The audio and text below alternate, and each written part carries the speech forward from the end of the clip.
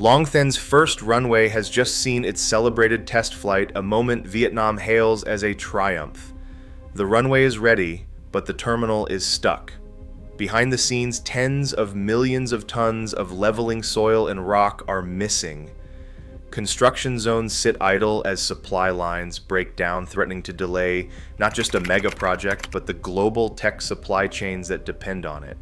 So why, at the height of victory, is Vietnam's $16 billion airport grinding toward crisis? Long Thanh International Airport stretches across 5,000 hectares of what was once swamp and farmland, just 40 kilometers east of Ho Chi Minh City. The scale is hard to grasp at ground level. This is not just an airport, but a new urban hub designed to replace the country's busiest air gateway. The goal is clear: relieve Tan Son Nhut, now bursting at 120% capacity, and absorb the surge in travelers and cargo that Vietnam's economic rise demands. Phase 1 alone is engineered for 25 million passengers and 1.2 million tons of cargo every year. That is more than the entire population of Australia passing through a single terminal, and enough freight to fill a steady stream of wide-body jets bound for every major city in Asia and beyond. If you enjoy understanding why countries invest billions into projects like this, not just how big they are, consider subscribing. This channel breaks down the ideas shaping the future before they become obvious.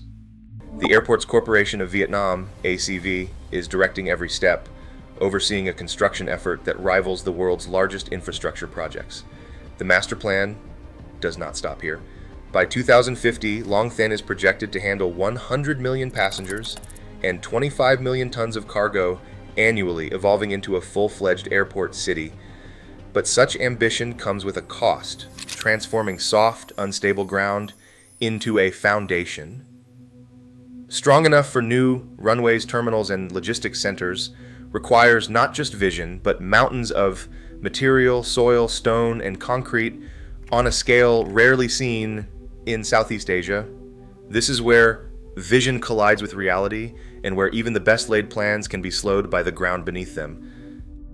Turning marshland into a platform for wide-body jets is an engineering challenge that leaves no room for error. Before a single runway could be poured, teams spent months clearing unexploded ordnance left from decades of conflict, an invisible threat buried in the soil. Only after the last bomb was removed did the real work begin. The ground here is soft, waterlogged, and unpredictable. Standard foundations would buckle under the weight of a modern airport, so engineers turned to deep soil mixing. Giant augers drilled down several meters, blending cement and local earth into columns that lock the ground together. In some zones, the top layers were stripped away entirely and replaced with imported fill, delivered in a steady convoy of trucks. Heavy rollers and compactors then pressed down layer after layer, squeezing out moisture and air to create a dense, stable base. Every step demands precision. The wrong mix, or even a single soft patch, could mean cracks in a runway or a terminal that sinks by centimeters each year. Material requirements are calculated to the cubic meter, with quality inspectors sampling every load. The process is relentless. Tens of thousands of test cores, compaction checks, and ground-penetrating radar scans are carried out. This is why the right blend of soil, stone, and cement is not just a preference, it is an absolute necessity. Without it, the entire airport is at risk, and every future flight depends on what lies beneath the surface. Dong Nai province licenses more than 20 quarries, but only a fraction of that capacity reaches the construction site. On paper, these quarries are authorized to extract up to 20 million cubic meters of stone each year. In reality, legal hurdles and environmental reviews cut that number nearly in half, leaving just 11.5 million cubic meters available for use. For Long Thanh, the problem is not just quantity, but timing and type. Contracts with 9 quarries guarantee 3 million cubic meters for the airport's first phase, but delivery lags behind schedule. The numbers reveal a sharp deficit. Engineers estimated at 500,000 cubic meters of critical aggregate, enough to fill 200 Olympic swimming pools. That gap grows each month as deadlines approach and the pace of extraction stalls. The mismatch is not only about stone. The airport requires a precise mix of grades and sizes, coarse rock for the base, fine material for compaction, and dust for finishing. Some quarries produce the right volume but the wrong type, while others are too distant to supply the site efficiently. Provincial officials have pushed for a solution, enacting a special mechanism in June 2025 that allows select quarries to boost output by 50%. Even with this emergency measure, the extra supply will not arrive until late 2025, leaving the airport in a race against time. The numbers are clear. Without a rapid increase in deliveries, the construction schedule faces mounting pressure, and the risk of further delays grows with every passing week. Nearly 15,000 workers are now mobilized across Longthan's sprawling construction zones, their shifts running around the clock.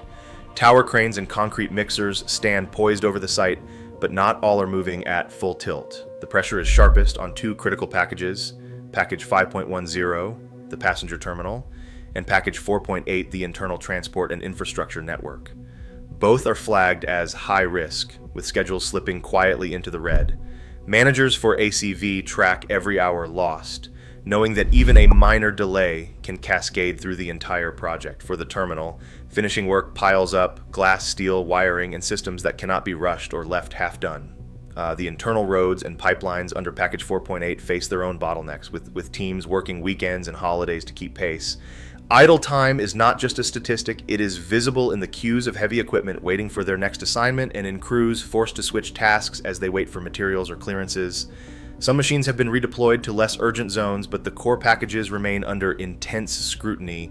Site managers for ACV hold daily briefings, adjusting work sequences in real time, but the margin for error is razor thin. Every lost day puts the June 2026 opening at risk, not just for passengers, but for high-value cargo shipments already booked by global logistics firms. That the sense on the ground is urgent, the runway may be ready, but the heart of the airport, the terminal, and its arteries could fall behind, turning a celebrated milestone into a warning sign for what is still at stake. Apple, Intel, and Nvidia have all expanded manufacturing and assembly lines across Vietnam, counting on a steady pipeline of electronics and components moving in and out by air.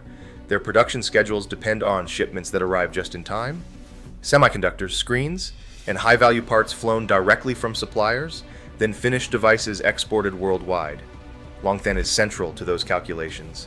The airport's new cargo terminal, set to open in late 2026, is designed to handle over 1 million tons of freight each year, connecting Vietnam's factories directly to North America, Europe, and East Asia. For these companies, every day of delay at Longthan threatens to disrupt carefully balanced supply chains.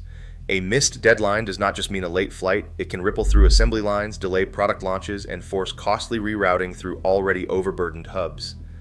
The stakes stretch far beyond Vietnam's borders, tying the airport's timeline to the global tech calendar. Investors watch every delay with growing unease. For foreign companies, the promise of Vietnam as a logistics powerhouse depends on trust. That timelines will hold, that cargo will move on schedule, that the next wave of factories will not be stranded by unfinished runways or empty terminals. The world's largest manufacturers have options. If Longthan slips, even by months, billions in foreign direct investment can pivot elsewhere, to Thailand, Indonesia, or India. The cost is not just measured in missed flights or construction overruns, but in lost credibility. Timing is leverage. Each day the airport sits unfinished, Vietnam's advantage in the global race for supply chains erodes. Reliability is the true currency here. And once doubt enters the equation, it is difficult to win back. The question now is not just whether the airport will open, but whether Vietnam can deliver on the promise that drew the world's capital to its doorstep in the first place. Right now, Longthan's delays ripple far beyond Vietnam's borders, disrupting global tech supply chains counting on its promise. As deadlines slip, billions in investment and the pace of innovation hang in the balance. When infrastructure falters, the world feels it. What happens next will define more than just a runway.